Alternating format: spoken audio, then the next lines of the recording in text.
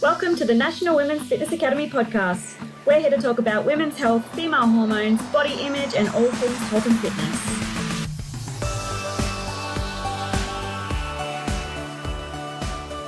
Hey guys, welcome back to the Women's Fitness Academy podcast. I am one of your hosts, Ellen, and I am also, as you probably know by now, a binge and body image coach, as well as an educator for Women's Fitness Academy. And today I'm here with someone who this is probably not my typical guest, not my typical fitness guest, but I'm super excited to interview her. Her name is Michelle. Michelle, welcome to the podcast. Can you please tell the listeners what it is that you do? Hello. First off, thank you so much for having me. I'm really excited to be here.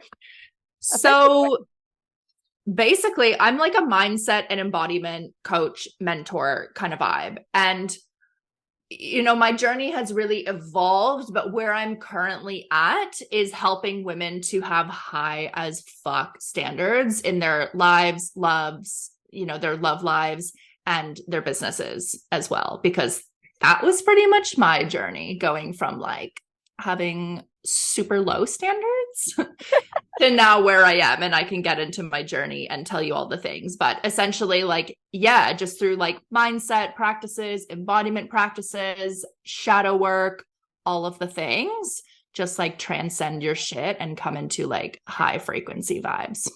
I love that. And that is why I wanted to get you on the podcast as well. Like, you're going through your Instagram and it's like, yes, that's so true. Or like, yes, I do that. Or yes, I used to do that.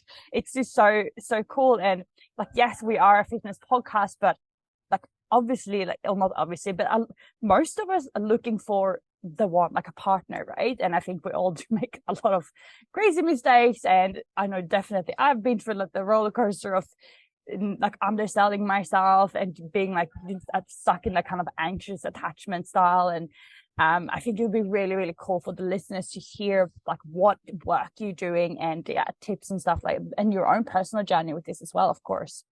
Yeah. Okay. So I'm just going to give you a bit of background, because I think that when it's really easy to look at someone who's a coach or mentor and like they're successful in whatever it is that they do, whether that's relationships, fitness, business, whatever, and be like, they're just like that. They've always been that way. Oh, you're just like a naturally active person, or like you're just really, you just have a secure attachment. And I'm like, nah, bitch. Like, I fucking worked so hard to get here. So like, to give a bit of background, I was a stripper for 11 years. And as much as I would have sworn up and down that the only reason I was in it was money, that was a complete lie. That was definitely part of it. But most of it, honestly, was like, I had endless amounts of attention and validation from men. And it was like exclusively on my body, right? Like no one gave a fuck about my personality, really. So I was like, okay, cool. So I'm just like having to portray a certain image. And of course that translated into my personal, like romantic relationships as well. So I would date people purely based on chemistry, right? Oh my God, we get along so well. We're so attracted to each other. The sex is so amazing. And then obviously you can imagine that would turn out to be an absolute fucking train wreck. And because there was no substance, there was no compatibility, we were both completely emotionally unavailable, even though, again, I would have sworn up and down that I was super emotionally available. Like I can be vulnerable. They're the problem. Yeah. I can recognize myself in this. Yeah. I was like, I think, and it's funny because actually, I think it was like maybe 5 years ago, something like that. I got broken up with again, and I was on my living room floor, kitchen floor, bawling my eyes out, being like, how could this happen to me again? Oh my God, like I'm such a victim. And I kind of had this come to Jesus moment where I was like, is it possible that maybe I am contributing to the demise of my relationships? And that thought had genuinely never crossed my mind before. Like, actually. Wow. So I actually ended up going to Thailand and I found this like yoga and meditation retreat. And by the time I found it and the time I was there, I was there like 4 days later, something like that. Oh, And wow. I went and I discovered like inner child healing and tantra and all these different things. And it blew my mind. And that's kind of where my healing, my quote unquote healing journey started, of recognizing, I read the book Attached by Amir Levine and was like, oh my God, I'm not a psychopath. I'm anxious avoidant. Oh, there's like an actual name for this.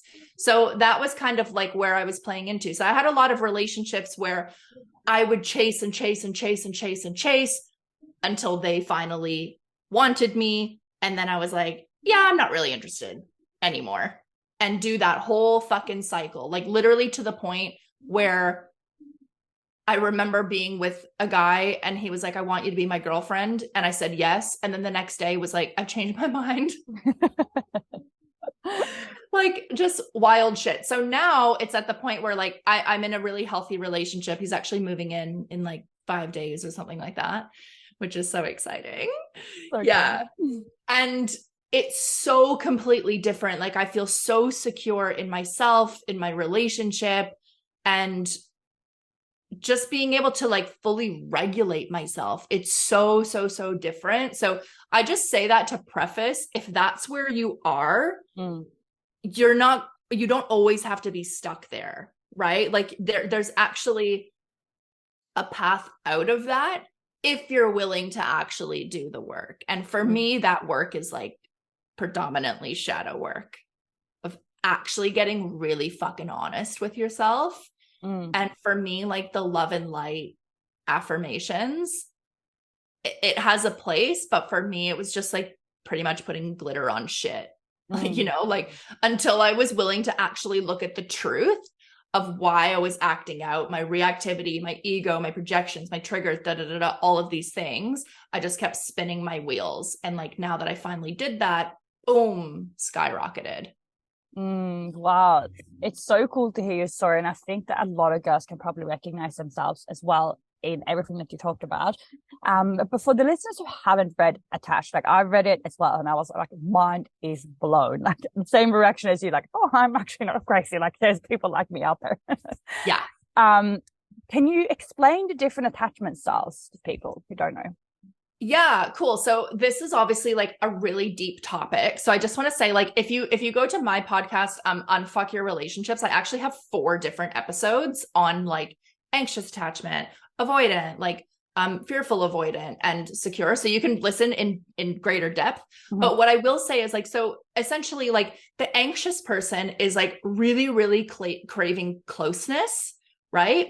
And they had a lot of like instability in the in their childhood, right? So a lot of I want closeness, but like I don't know if I'm gonna get it. So like just like constantly wanting to pursue and needing to know all of the things. Like I mean, the name kind of speaks for itself. It's a very anxious energy, right?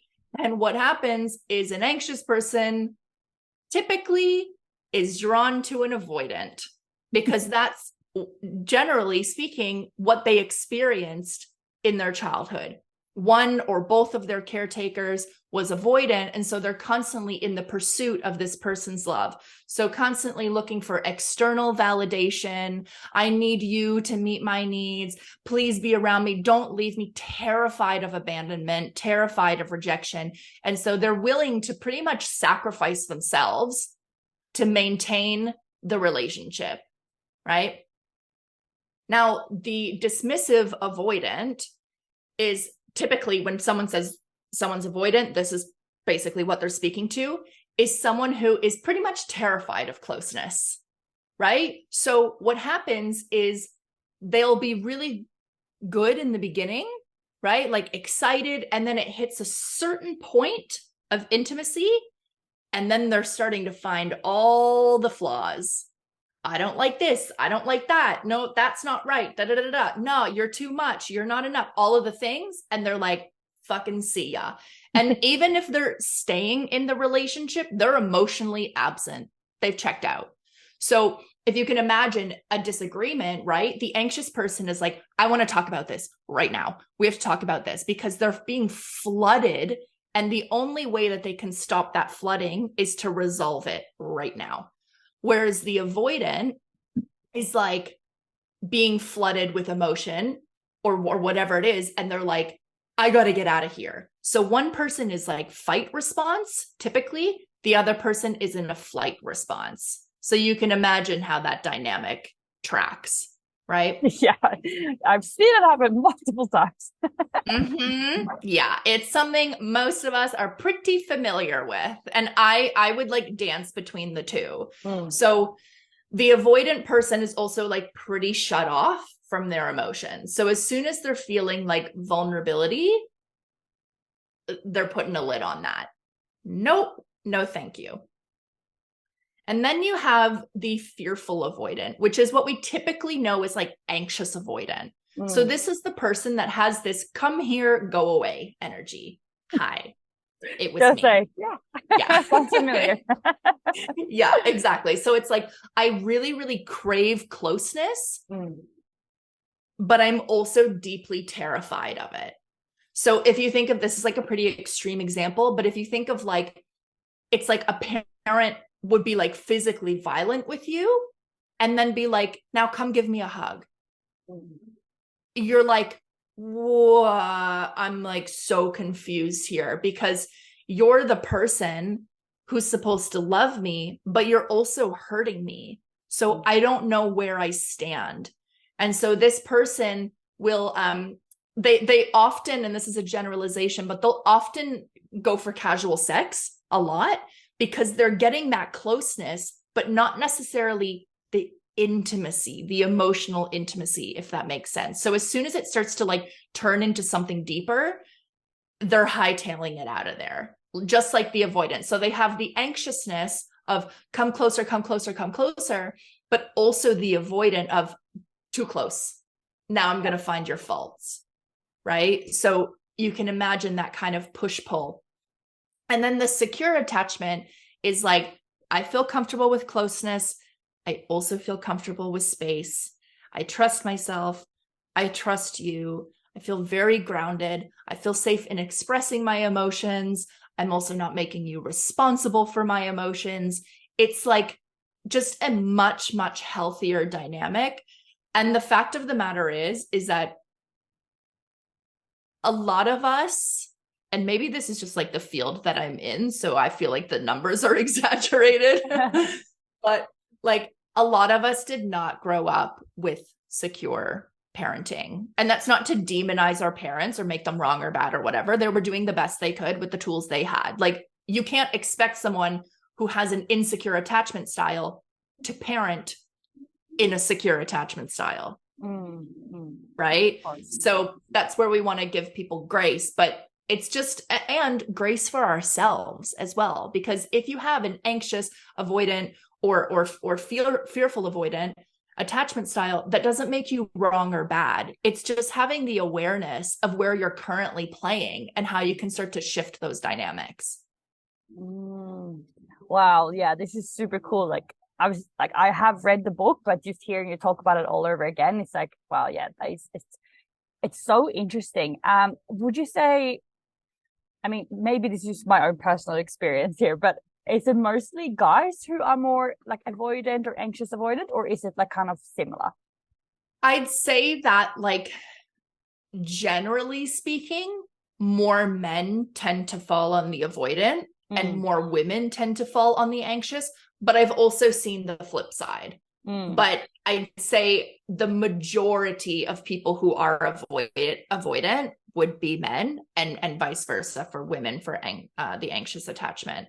And I think that speaks to, you know, a lot of conditioning as well around men. It's, you know, like I meet a lot of women who don't feel safe in expressing their emotions. You can think about how that's like fucking times 100 for men, because they're told like, don't be a pussy, man up, don't be vulnerable, that's weak, you need to grow up, you're the man of the family, whatever it is. And so any sort of emotional expression besides anger, right, is unacceptable.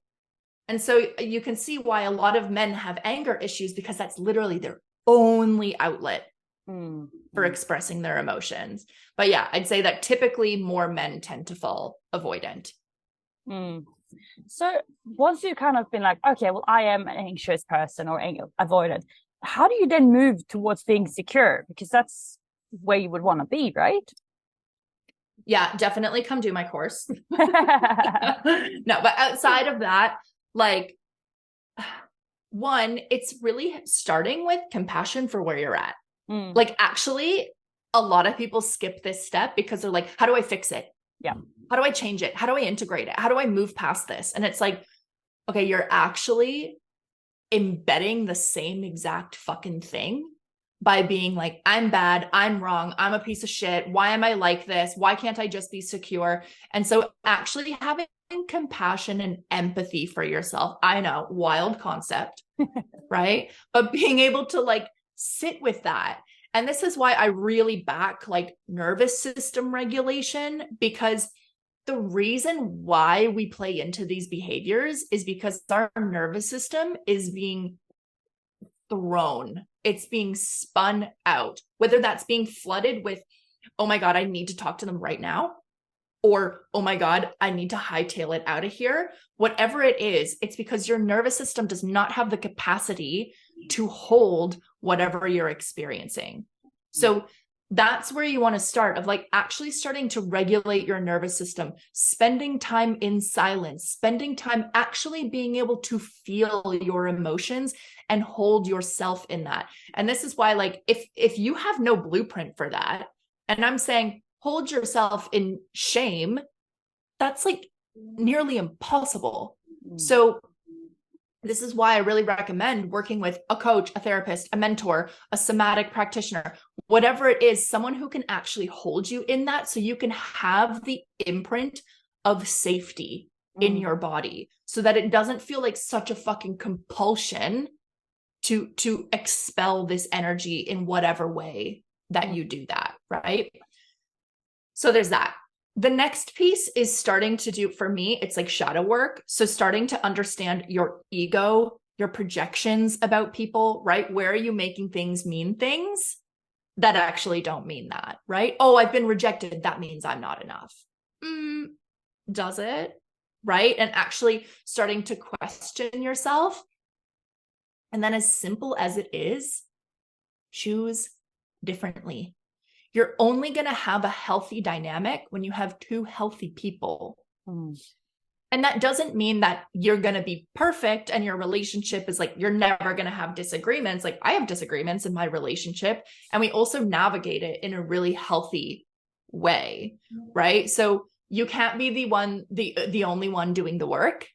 Actually, a lot of people are doing that. They're carrying all of the emotional labor. But actually, like, for me, I really felt like God kept like presenting me with emotionally unavailable people. And I was like falling for it for a while. Like, I was like, oh yeah, this one's different. This one's different. It never was. They never were. Yeah. And we'd have the same fucking dynamic that I'd always had. And then it was finally like, Michelle, you have to choose differently. Like, you have to say no to this. And so I had a stern talking to myself and was like, I've decided that I'm an absolute fuck no for this anymore. These are my non-negotiables.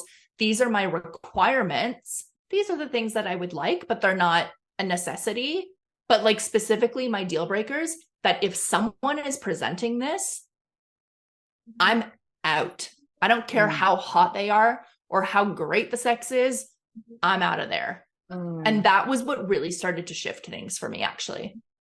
Yeah, I think that is so important. And like, God, I have this conversation with my girlfriends daily. It's like, oh, but he did this for me. And it's like, well, then when you think about it, it's like, that's like a minimal requirement. Like, oh, he texted me back. Like, well, he should text you back. Like, of course. So having like a list or like something in front of you, like to have like a deal breaker and just be a bit more picky and not just take someone because they're good looking or they have a six pack or they're really good in the gym or they have a good job or something like that. I think it's, as women, I think it's very, I mean, men might do this as well, but obviously I can only speak for myself here and my friends. And in my friend group, at least, I've seen a lot of like falling for the wrong man just because he looks in a certain way that we like, or he has a job that it's like, oh, that is something that I really feel attractive in a man, or he's really nice to kids, or something like that. And then we forget about all the stuff that's actually not there, like they're emotionally unavailable, like they don't text you back for 3 days, or they don't really treat you that well, but they have all this other cool stuff. So I think what you're doing is so cool, and something that we really, really need. So I was so glad when I found your page, because I haven't really seen many people do what you do. It's literally so important. And like, I have a program called Swipe Right where I literally break all of this down because I was like, y'all are missing the point.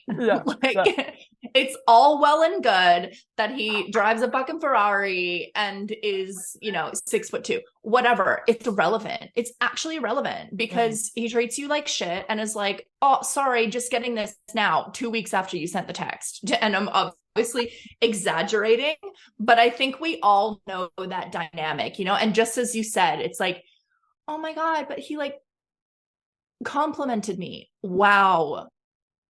What do you want to give him? A standing ovation for doing the bare minimum?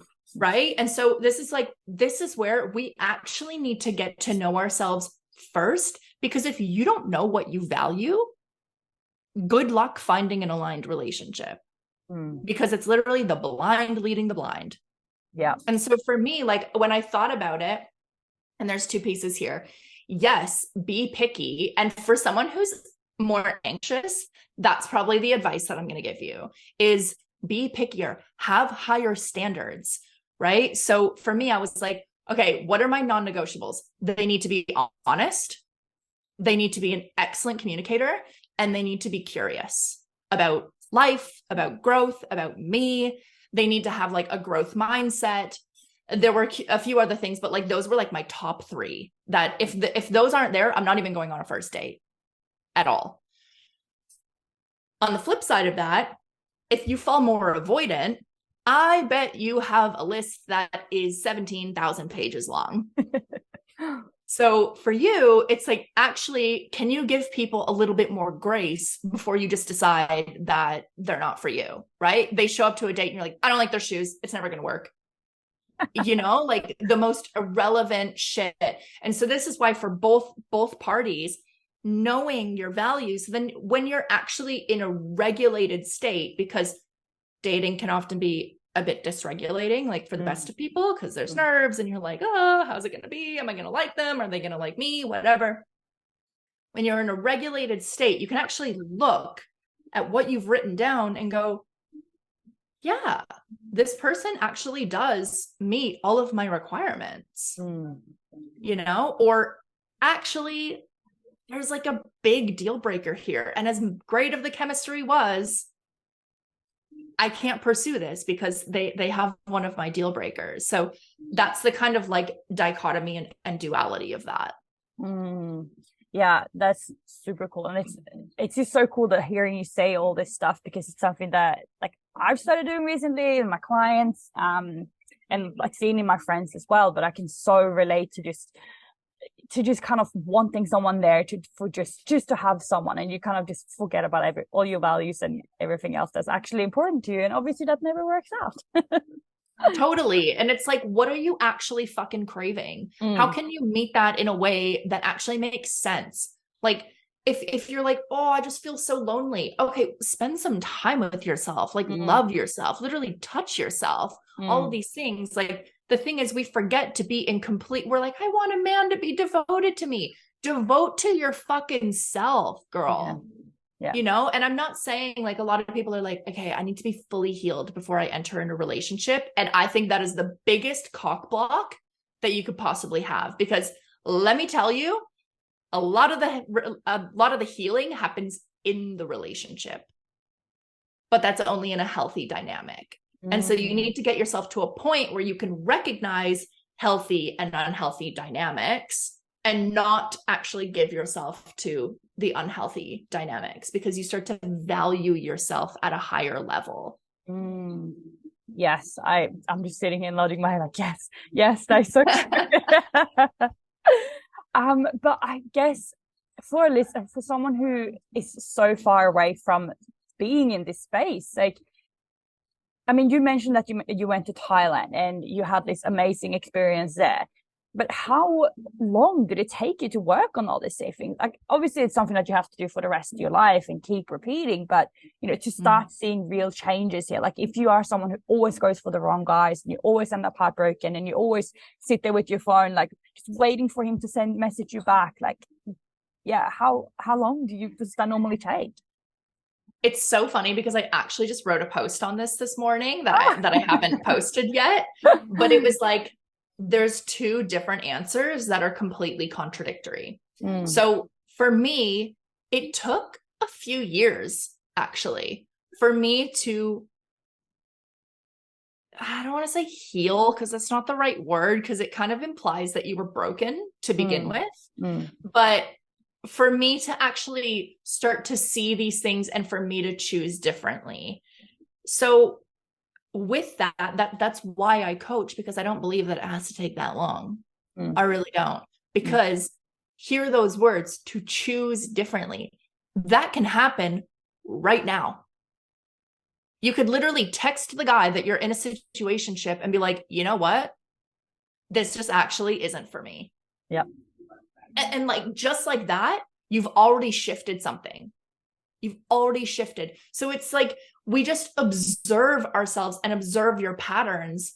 And then over time, like we have to get so fucking honest with ourselves. And the reason why I feel like I have transcended so much in the past, like particularly 9 months that I've been with my partner, is because I was willing to just get really honest. Like I thought I was being honest before, but I was just playing in like, I'm just not enough.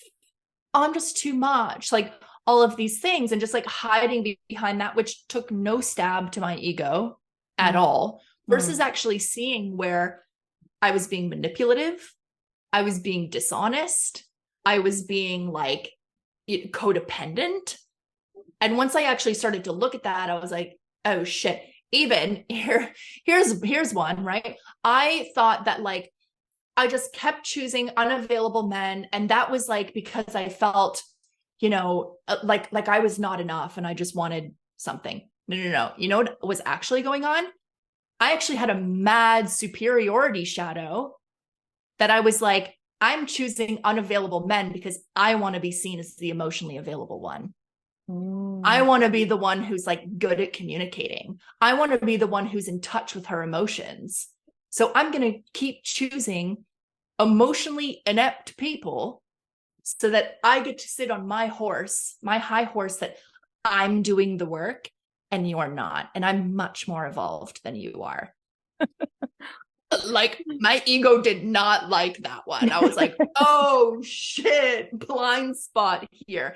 And now being with my partner, who is a coach and coaches like addiction, trauma, and relationships. Oh, wow. I do not get to be superior at all. I was like very challenged in the beginning. So there's that of like, it can change in an instant when we start to get really honest with ourselves. And then there's also the flip side of, I do recognize trauma, obviously. So much of our trauma, like particularly developmental trauma, is from relationships. And so when we're at this point of like, I don't know why I keep doing this, sometimes we actually just need to be with our trauma. We need to validate what happened to us, because a lot of people are like, I don't want to be a victim. I don't want to be a victim. So like, I don't even want to go into it. And it's not that you need to fucking ruminate on your trauma, or you even need to know exactly what happened.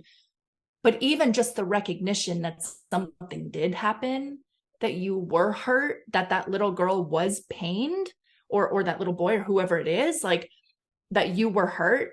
There's so much healing and transformation in actually just validating that. And sometimes we need to stay there for a little while to actually like recognize and have that compassion and empathy for ourselves. So there's no like, oh, by 2 years, like you're fully healed. Like there's no like right or wrong answer. It's just actually tuning into the frequency of like what's most needed for you at this particular time. Yeah, no, I so agree with all you just said.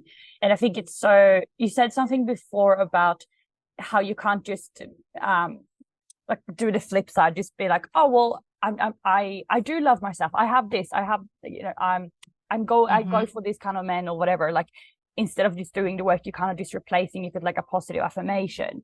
And it's something that I think you see or I see it all the time on social media, especially like in the fitness industry. It's like someone who's really insecure in their body. It's, and then their favorite influencer is like, oh well, just say that you love your body, or just wear the shorts, or just eat the cookie or whatever, and like completely disregard everything that this person has gone through leading up to getting to that point where they do hate themselves so much. And it's like you said, you literally just like replacing it, like what you're actually feeling, and but that's, it's still gonna be inside of you. So being able to sit with that, I think it is so important, and to be a bit uncomfortable there, but just know that you're safe and nothing's gonna happen. 100%. Like, you know, affirmations have their place, like I said, but if you're like, let's take that example, because this is actually something that I recently like went through. So I had like implants, like breast implants for like 12, 13 years, whatever. And then one of them ruptured and I had to have explant surgery. And I was like, that's cool. Like, that's interesting. It's really easy for me to say like, love your body when I look in the mirror and I fucking love everything that I see. But then like I had, you know, like these implants that like I loved, and I had them taken out, and I was like, okay, I get it. Like, humbled. You know? Like, wow, it's much harder to say I fucking fully love myself when you're looking in the mirror and how you feel is not matching what you're seeing in the mirror, you know? And like, I've done the work on that, and now I'm like back to a place where I'm like, oh yeah, like I feel confident. But like I said, like, it's literally putting glitter on shit. If you're stuck in this place of I'm not enough, and then you're looking in the mirror going, I am enough, I am abundant, your whole psyche and nervous system is like, you're a liar. You're a straight up liar. And so we actually need to first, before we get into the shadow work, whatever, we need to build the capacity to be with what is. If you want to transcend something, you need to accept that it's there in the first place. And that's a step that most people are not willing to do, because they don't want to sit with the discomfort of how they're actually feeling. They don't want to feel the discomfort of the fact that they're actually stuck in self-loathing. They don't want to feel the discomfort of like, oh, I actually keep self-sabotaging my relationships. They don't want to sit in the discomfort of like, I genuinely feel like I am way too much. So that's like my whole MO of like getting you to actually sit with that. And then from there, we can fucking move. Yeah, 100%. And it is fucking, it's not really nice to hear, like, to admit that you are thinking these things. Like, who wants to admit that, no, I actually do really dislike myself at the moment, or I actually, it is my fault that all of this has happened. Like, it's so much easier to blame someone else, or to say, oh no, I don't actually feel like that, and I actually do like myself, and I am confident. But it's just like, guys, if you're doing this, like, you are literally just adding more years on or months on to your healing process. I know you don't like to call it healing, but in the process of understanding yourself a bit better.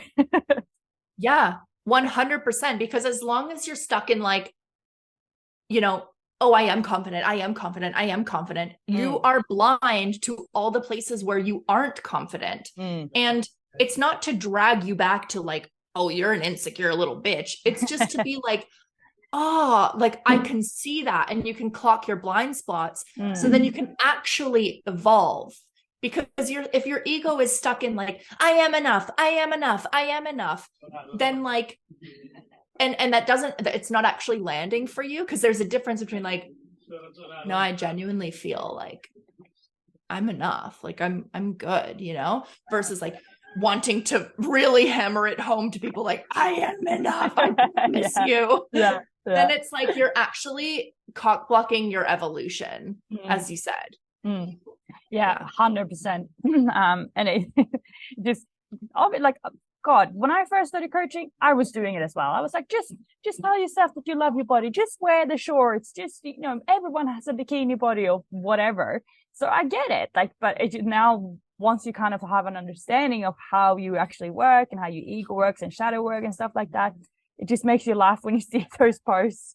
But yeah, girls, if you're listening and you can recognize yourself in this, like I've tried to do all the affirmations and nothing is working. I still feel like shit. Like, just, yeah, like you said, like reach out to a coach. Like, honestly, that for me, that was 100% the best thing that I ever did, because it was some of the stuff that we go through, some of the shit where we're telling ourselves, like, it is heavy and it's scary to do that on your own. And it's so easy to be like sit in the pain for a bit and then be like, oh no, I can't do it anymore. Like, it's too hard. I'm just gonna distract myself by texting a million guys on Tinder or getting a few extra swipes or something like that.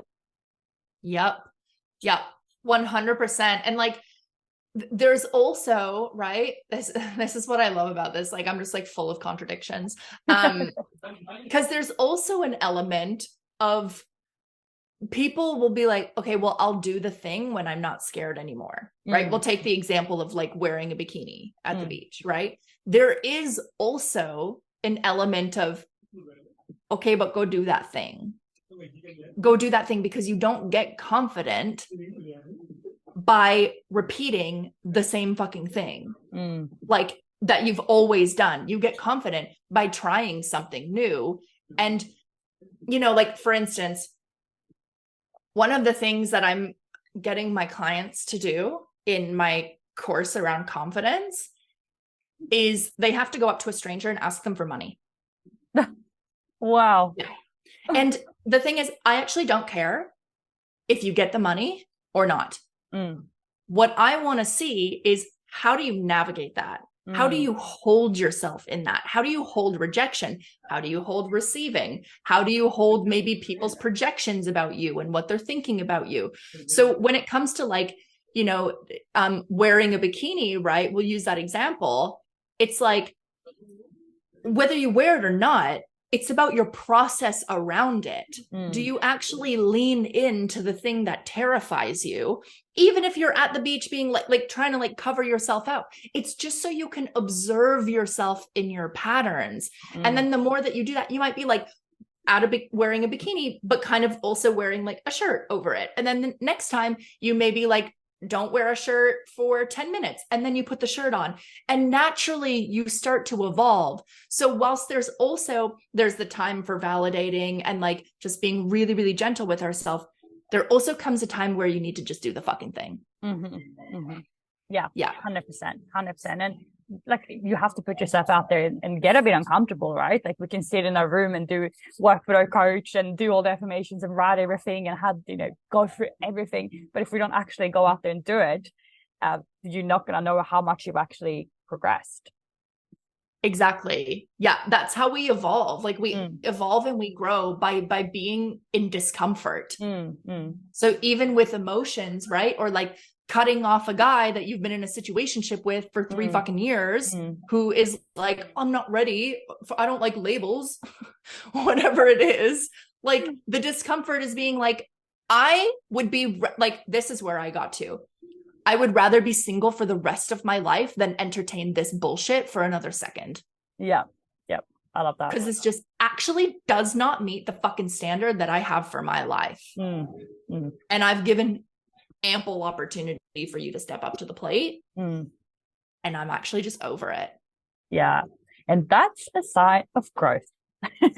100%. Yeah. Like I did with my ex, like we did the like on again, off again, for like a while. And I literally like had this moment with God that was like, Michelle, if you are not the one to cut this off, you're going to continue this cycle forever. Like, there was actually something very important, because I had always been the one who was left in every single relationship, even though I wanted to leave like months prior.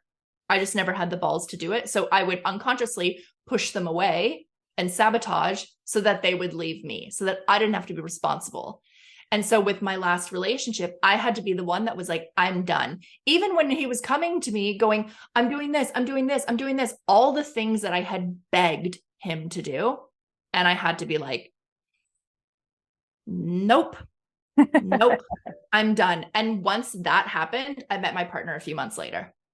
Wow, that's so crazy. So crazy. But it's just like, it's so crazy how our timeline works and like how the universe works, and just throws the people to, not throws them, but just sends them our way when we're actually ready for them. And I think a lot of people just spend so much time stressing about finding the right person, or looking a certain way, or falling pregnant, or having all this money, or whatever it is.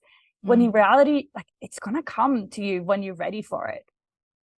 Absolutely. And when you have the capacity to hold it, right? Like I fully just believe, like, one, if I have a desire, it's for a reason.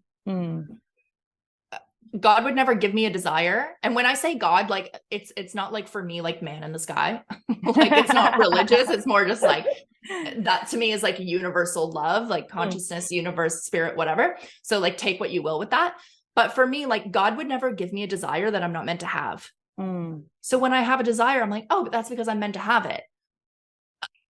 Do I think that I'm fucking smarter than God? Honestly, for a long time, I thought yes. I was like, I know that you think that you have this plan on timing, but like, actually, I think I know what the timing is. So can you fucking hurry up? You know? And my partner Drew and I, like, oh my God, so impatient. Like, literally, like, started a fucking coaching business, and that was like, it's been a month. Why am I not a millionaire? Yeah. Where are all the clients? Literally. And it's funny because like my partner and I get this. So this is perfect for this timing. Him and I have been Facebook friends for years. Never knew it. We'd never had a conversation. We don't know who added who. I was in a mastermind and he was a guest speaker. I never went to that call, and I never watched that replay. And I never read the email that like talked about him. Right? Like he lived in New Zealand at the same time I was there. Never met. And we were like literally an hour away from each other. Never met. And so then we went to a sexuality retreat called ISTA, like a kind of tantric retreat.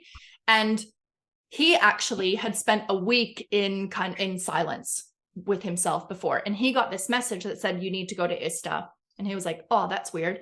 Messaged the lady. She was like, it's all sold out. He goes, oh, weird. Okay. 2 days before ISTA was happening, she goes, we've had a cancellation. Do you want to come? He goes, yeah, that's where we met. Oh my God. I literally have goosebumps right now. That is such a cool story. Holy crap. And it was like, we actually joke, because had we met any sooner, we would have never worked. Yeah. Because we were still stuck in our shit, still stuck in like my anxiousness, his avoidance, whatever it is. And now it's like, we've done the work that I genuinely feel like God was like, okay, you're ready. Yeah. Yeah. Oh my God. That is absolutely crazy. Wow. My mind is blown. I know, right? With your coaching business now sorry, with the girls that you're helping, what is the most common thing that you see like keep popping up for people? A complete inability to trust themselves.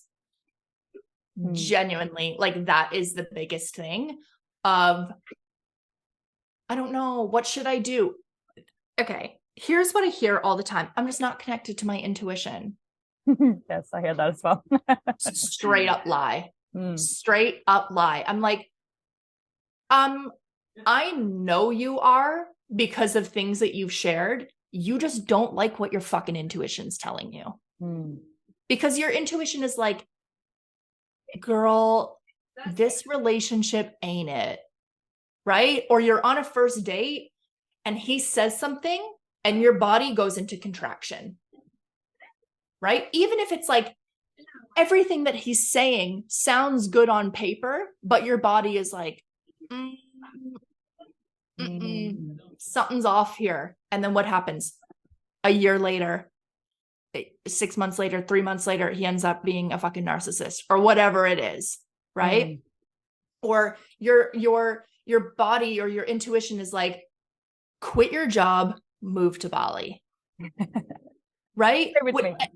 Exactly. Whatever the thing is, but we're like, I don't think so. This feels safe. I know this. No, I like him. I already like him. I don't want to end it. Da, da, da. So you don't like what it's telling you. And then when it all falls apart, you're like, see, I'm not connected to my intuition. No. You're just not trusting that. And so here's what I say, like, if you want to be able to trust yourself on the big shit like that, you have to be able to trust yourself on the little shit. Like, for instance, you say you're going to go to the gym and you fucking go, right? You say that you're going to invest in a program and you actually do it. You trust yourself to make these little micro things and to follow through with these little micro things so that when the big shit comes, you trust yourself to be able to do that. Does that make sense? Yeah, absolutely. Absolutely. Yeah. So that's like the biggest thing that I see with women among a million other things, but yeah. Yeah. Oh, it's so, yeah. I just like in my brain is just going through like all the friends that I have and how some of them can't even pick a restaurant, or like when you get to the restaurant, they're like looking for the menu, like, oh, I can't pick. You choose for me. And it's funny because it does play into every other area of their life as well, even though it might look like the tiniest little thing, like fucking who cares what we eat really. But like you said, it is a big thing with how you trust yourself and how you show up for yourself. If you say you're going to go to the gym, you're going to the gym. If you say you're going to go to this restaurant, you go to that restaurant. Or trusting, like, what do you actually feel like eating? Don't care about what everyone else is eating. Exactly, because here's what happens when you're doing shit like that. Like, that example is so perfect. Oh, I don't know what to choose. You pick. You're playing damsel in distress. And what happens is you end up attracting people where you outsource everything to them, right? You give all your power away to them. So they're making every decision. They're in control. Whatever they say, they always get the last word. Whatever they say is right, right? So you maybe potentially even attracting people who gaslight you because your whole sense of reality, you have no fucking idea. You don't know what you believe. You don't know what you value. You don't know what you think, your perspectives, your opinions, nothing. You actually completely lose yourself in that, and you lose your autonomy and your sovereignty. So the first part of that is like, pick your own damn food. What do you want? And actually just be like, okay, here's the thing, right? Let's say you're like, oh, but what if it's bad? Then you deal with it. You clean it up. You send it back, or you eat it, or you don't eat it, or you order something else, whatever. Trust yourself to be able to fix it and to make it right if you make the quote unquote wrong decision. Yes, I fucking love that. Trust yourself to be able to fix it. And I think that's something that so many people do, forget that, oh, well, I ordered the wrong thing, or I did the wrong thing, or I went for the wrong way. You can always fix it. You can always do something different. Yeah, exactly. Like, one of the things that I just like always anchor back into is like, I trust myself to make it right.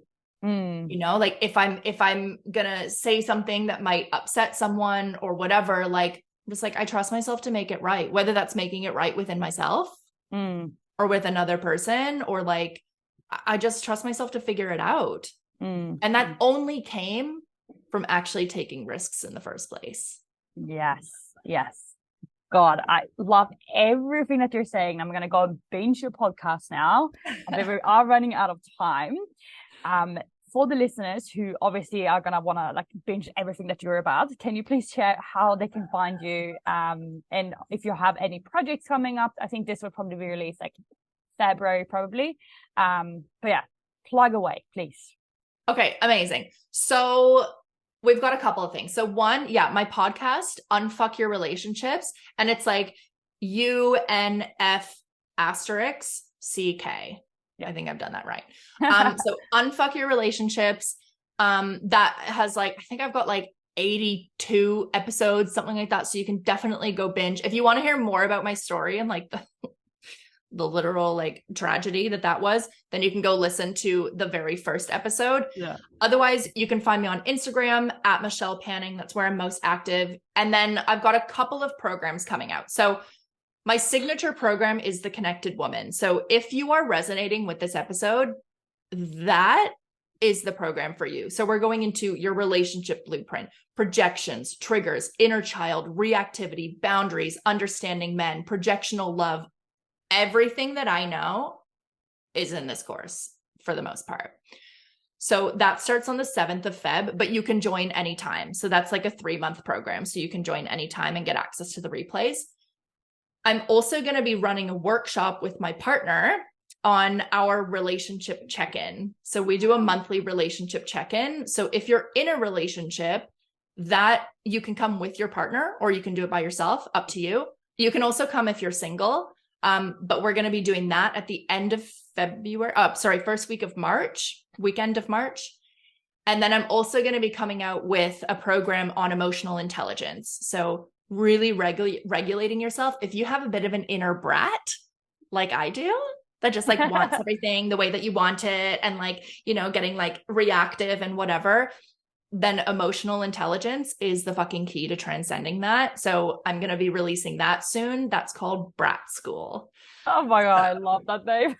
Yeah. So I'm like, it's just going to be fucking amazing. So that's kind of what's happening in my world currently. Wow, that is super cool. I'm definitely gonna look into all these courses and your podcast.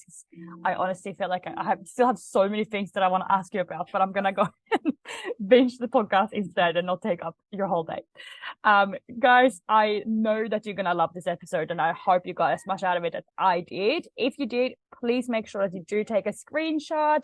You tag myself, you tag Michelle, you tag Women's Fitness Academy. Like I said before, like we love connecting with you guys, and it's so much more than just seeing a number. Like it's seeing a face and like knowing what you thought about the podcast and be able to say thank you for listening. So again, Michelle, thank you so much for your time. We will make sure to link your Instagram and your podcast in the show notes so you guys can just click away and keep listening to beautiful Michelle and all her wisdom after you finish this episode. Amazing. Thank you so much. Pleasure.